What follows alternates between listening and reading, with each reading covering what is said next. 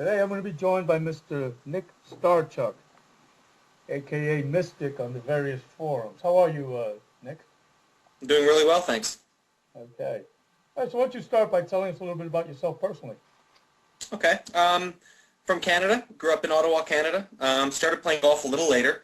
Didn't start playing until the summer after the ninth grade. Um, Got better by all the kids at my club playing, at a higher level. Found a scholarship to the States and kind of, did the playing route for a while. And in 2004, started to look into teaching, and I've been hooked ever since. Oh, interesting. So, well, you started playing at about 9 and you got good pretty quickly, I imagine. You got a scholarship. Yeah, we only get about 6 months to play up here, so we had to get our games sharp pretty quickly. So about 4 years, played, got a scholarship down to Division II school in Kentucky, and played down there. So it was pretty good. It wasn't the highest competition, but it was still pretty good. Well, Division II is pretty high competition, if you ask me. But what part of Canada are you in? Right now, I'm in Toronto. Oh, okay. So you're not that far from me. Right across the border. Yeah, that's right. Yeah.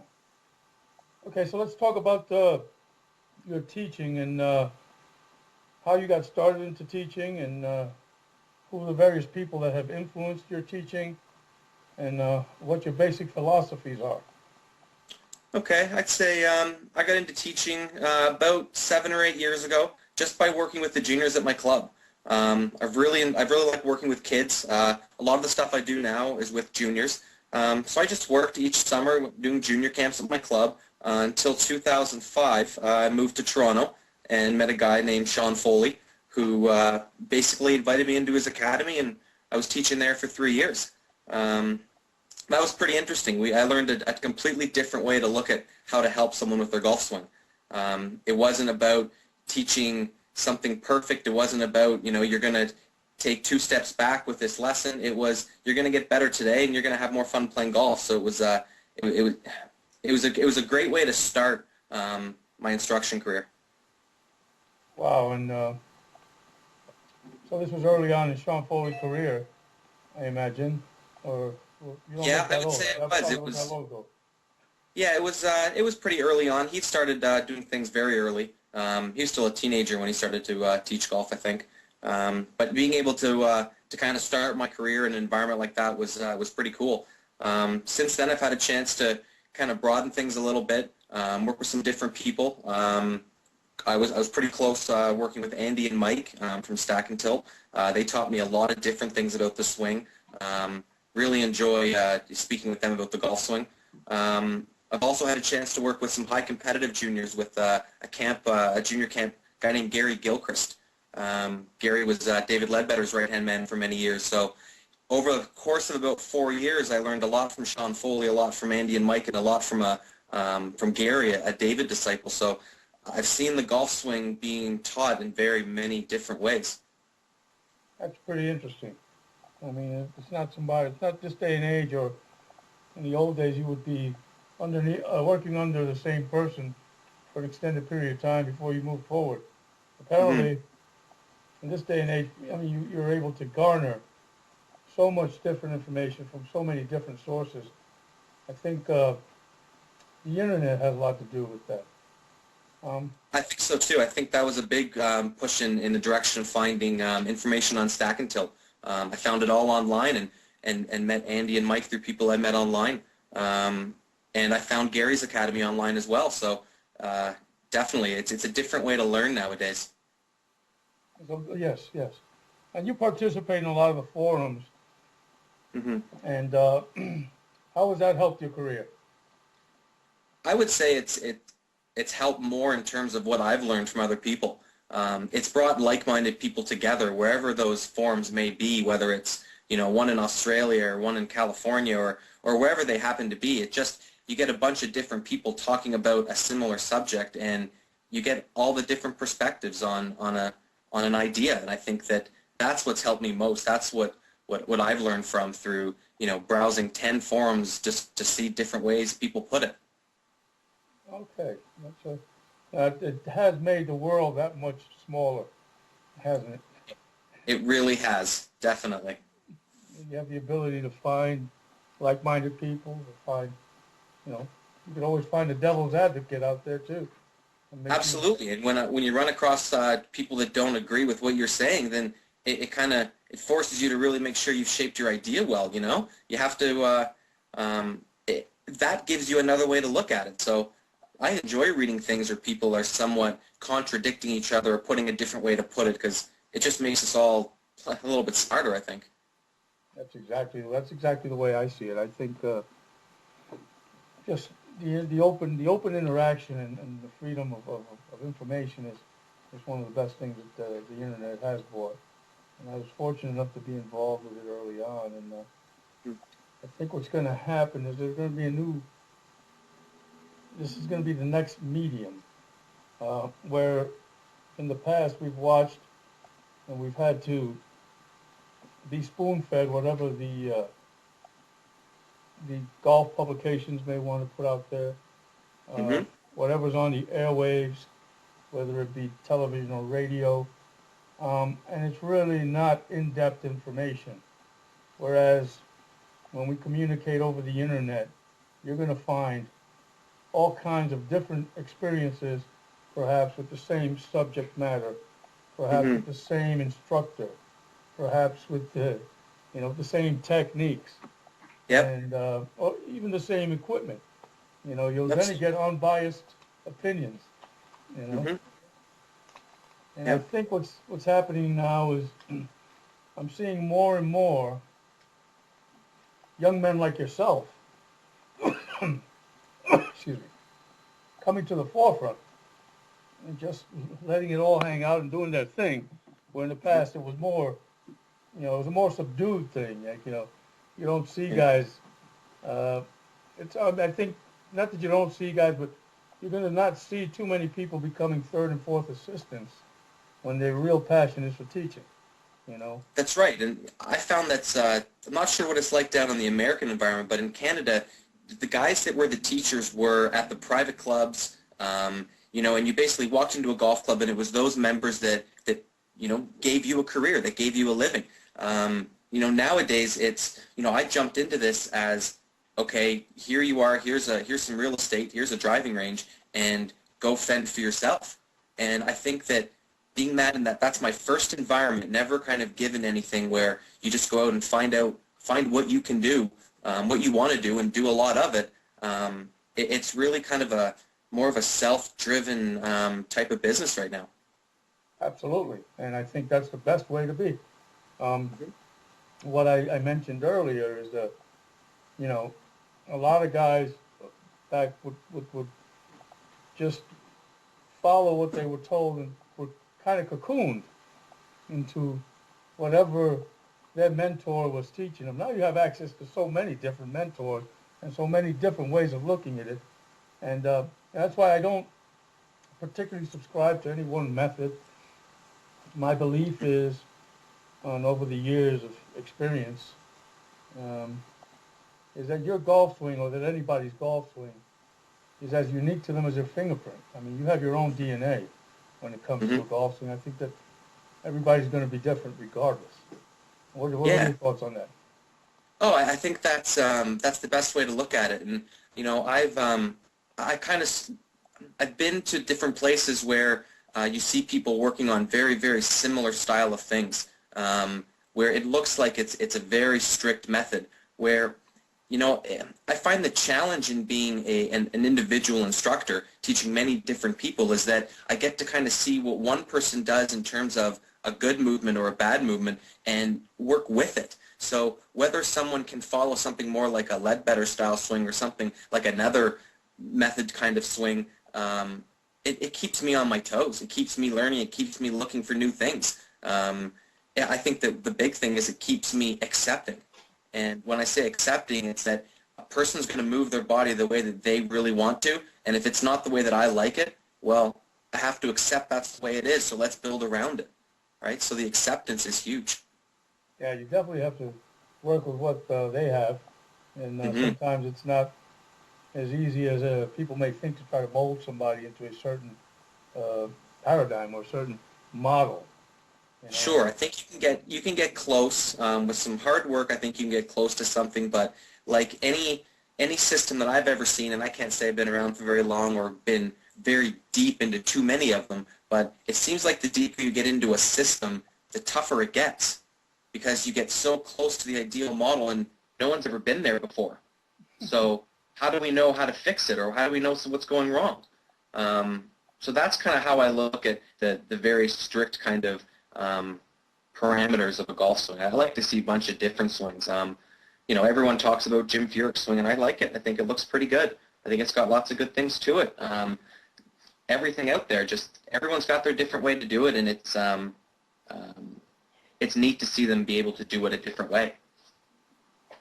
Well, that's the beauty of the golf. It's all that matters is really, can you control your ball? I mean, can you control your ball flight? Just doing what you want. And how you arrive at those parameters is anybody's guess. I mean, there's certain ideal conditions people want, but in reality, it's a number.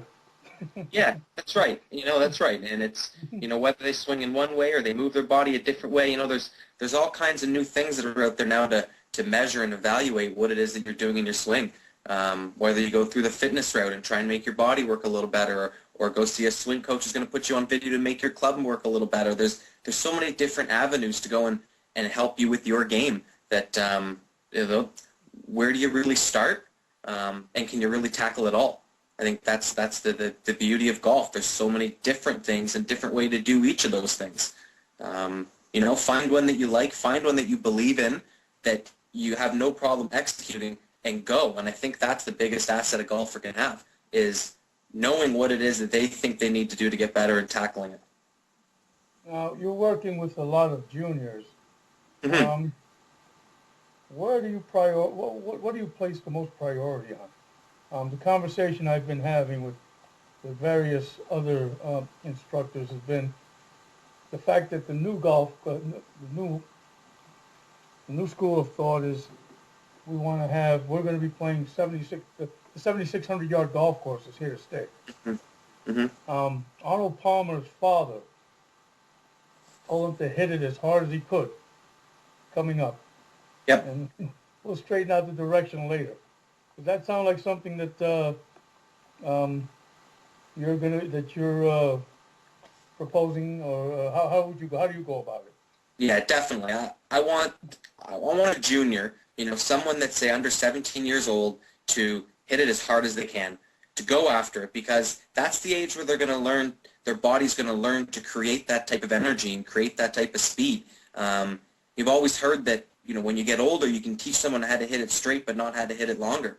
So as a junior, just, hit it as hard as you can. And every junior that I've worked with, I've always promoted, a long ball off the tee, and turn the junior golf courses that they play at 6,300, 6,400 yards, turn them into pitch and putts. Hit it as far as you can, chip it on, make a few putts, and shoot around even. I think it kind of sounds pretty simple, but at that age, a lot of them play very fearless, and it's a carefree kind of attitude. So if you can incorporate that into a tee shot where they hit it as hard as they can, accept it, chase it down, and hit it again, it really lets them kind of flourish as a person, as a golfer.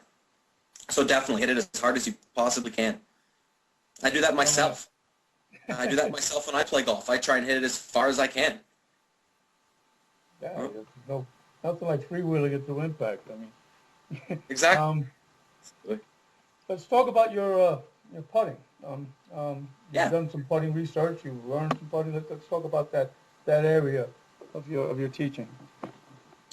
All right. Well, with putting, it was kind of just figuring out what all these people did that were so different in their putting stroke. But some guys could roll the ball in the hole, and some guys just missed it all the time.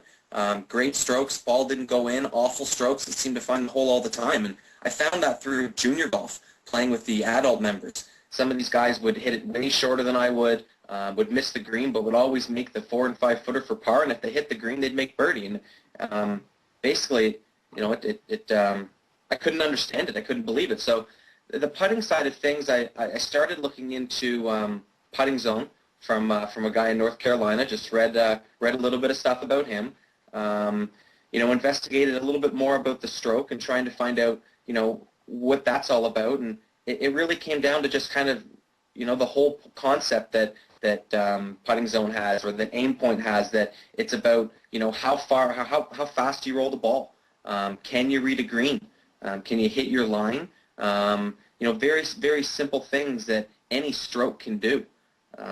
So in terms of, my position as a coach, I would try and instill that the drills that my juniors and my players would do in the summer months. We do only have 6 months here in Canada, so in the summer months, make sure that the focus on putting is about how fast you roll the golf ball, how far the ball is rolling, and keep an eye and appreciate how the ball is rolling on the green. How much does it break here? How much does it break there? Just be a little bit more aware. One thing that I noticed when I first started to teach was that when people would work on their putts, they would hit it and then bring another ball in before the ball got to the hole. So the ball hadn't even stopped rolling yet, and they'd rake another ball in and hit another putt because it was all about working on the stroke and not kind of being aware of what the ball is actually doing. Like, how hard was that one hit? You want to hit a little bit softer next time? Do you want to aim it a little bit differently and get a little more instinctive? So that's kind of where I've taken putting. Just from it's almost I look at it as a very basic level. Sure. I mean, you could try to complicate it, I think, and I think over the years the best part is it's just been instinctual. Yeah, that's my opinion, and you develop that feel and that touch over. Yeah. So, where do you currently teach? Right now I'm teaching in Toronto. I teach at an indoor facility that we have some simulators, some about golf simulators, and we get the ball flight and all the TrackMan numbers inside. And I teach there in the winters, and in the summers, I've got a couple courses here in Toronto. Currently, I'm working with our national head coach on some of his projects, so I'm kind of bouncing all over the place right now. It's lots of different projects. It's pretty fun. That's great. I mean, you're on the national level now, so you're with the national junior program. Is that how does that work? Yeah, with the national head coach for Golf Canada is based here in Toronto. He runs some junior programs through some private schools. He has his kind of his personal junior camp, his junior program. That's a year-round program. So I'm fortunate enough to participate with him, learn a little bit from him and some other great coaches. We get to work with these kids twice a week, so it's a good thing to do. It's a fun thing to do over the winter months when you can't see the ball fly outside. Wow.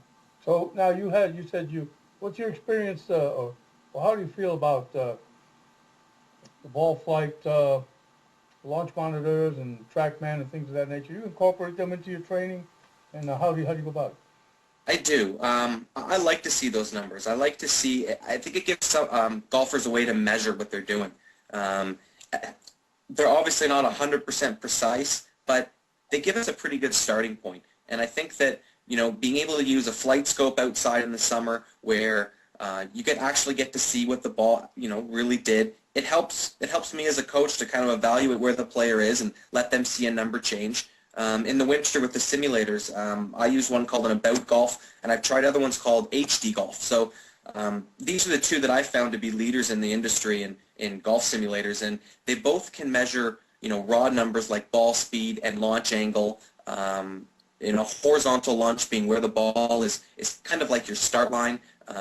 So it measures a lot of different things where people can come in early January for a 3-month indoor program and say, okay, these are the ball speed numbers with each one of my clubs, and this is where I leave at the end of April. I've improved everything. So, a cool way to measure it. That's great.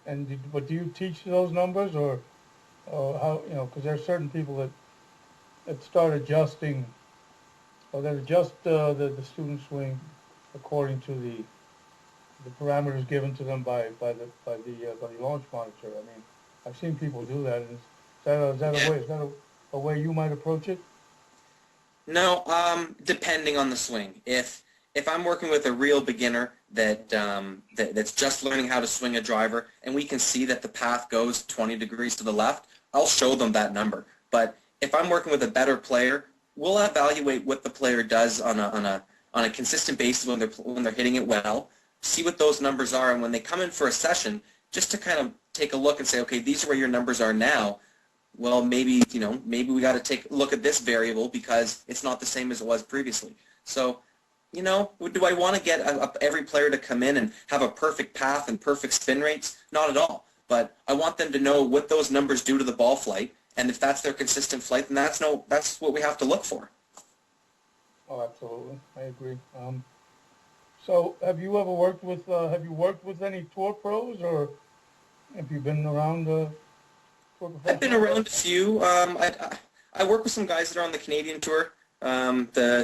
There's about 8 events on this Canadian tour through Canada in the summer, and there's some guys that I grew up with or I played some tournaments with that have looked for my advice. Not a lot of them live in Toronto, unfortunately, so it's a long distance thing. But when they do get to town for the summer, we spend a few days and just more evaluating, finding out what they do when they do things well, and when things go wrong, what's going wrong. And that's kind of how I look at everything as a coach. It's not about making one thing perfect. It's looking at the whole chain and finding out what's great. So the Canadian Tour guys, they're fun to work with. They're really out there, really trying to put a number up. They start every year at 0, and I got a lot of respect for those guys out there playing on the Canadian Tour and the mini tours. And in terms of the nationwide tour, PGA Tour guys, I've been around them. I haven't really had a chance to work with any of them individually, but guys used to come around the Gilchrist Academy, girls as well, from the LPGA Tour. So practicing with some of them was pretty fun. And most recently with my friend Sean Foley, got a chance to see a couple guys up close, but never had a chance to impress a positive influence on anybody yet. Okay, your day's gonna come. I can smell it. So. I can smell it, Nick. All right, Nick. Well, it's been a pleasure talking to you, and we look forward to hearing from you in the future. I think we're going to hear some good things about you soon. Awesome. I appreciate it. Thanks very much. Okay.